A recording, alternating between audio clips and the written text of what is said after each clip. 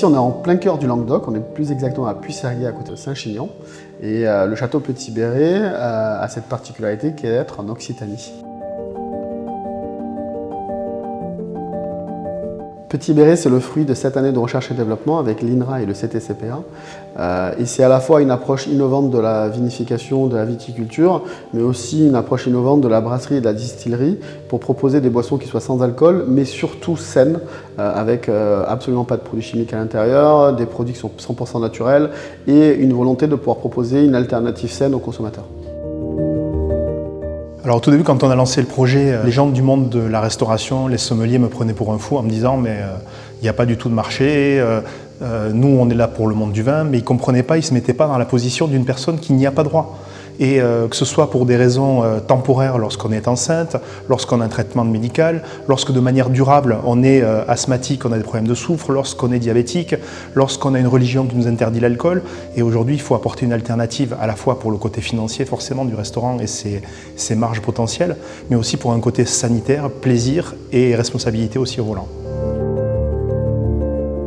Ce qui est amusant, c'est qu'on a commencé à présenter de manière fortuite en fait, notre boisson lors du concours notamment de Provagne il y a 4 ans. Et ensuite, après, les médailles tous les ans s'enchaînent, aussi bien dans les concours de vin que dans les concours de boissons sans alcool. Et notamment, on a un spiritueux qui a été élu meilleure boisson sans alcool du monde. Et le blanc de blanc aussi a eu la même reconnaissance aussi de meilleur effervescent du monde. On a créé il y a quelques années avec Gilles Goujon les premiers accords mets et boissons sans alcool, avec tout son menu dégustation qu'on proposait avec des alternatives de nos boissons Petit Béret. Et aujourd'hui, on a énormément de 3 étoiles, de 2 étoiles ou 1 étoile en France comme à l'étranger, qui associent nos boissons avec la nourriture. Alors on a par exemple un accord qui fonctionne très bien, qui est le blanc de blanc, qui fonctionne très bien notamment avec les coquillages, donc que ce soit les huîtres, les moules, tout un plateau de fruits de mer fonctionne très bien. Par exemple, on peut faire un tartare de gambas qui fonctionne très bien, notamment avec le rosé, donc servi bien frais, ça fonctionne à merveille.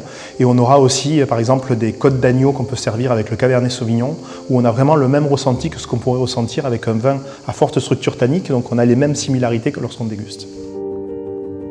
Petit Béret s'engage dans une démarche RSE. Donc notre volonté s'inscrit sur 3 piliers. Le premier est l'environnemental et d'une volonté de pouvoir réduire notre empreinte carbone dans notre façon de travailler et notamment dans le développement de l'offre Petit Béret. Le deuxième aspect, il est sociétal. Il permettre à tout le monde de pouvoir finalement avoir un moment de partage. Et le troisième élément, il est surtout dans une volonté de pouvoir proposer une boisson saine. Un certain nombre de nos produits sont certifiés bio et surtout de pouvoir ouvrir une nouvelle porte à la filière agricole et de se dire que finalement dans la filière agricole, il existe le vin. Et il existe aujourd'hui une nouvelle opportunité grâce à Petit Béret.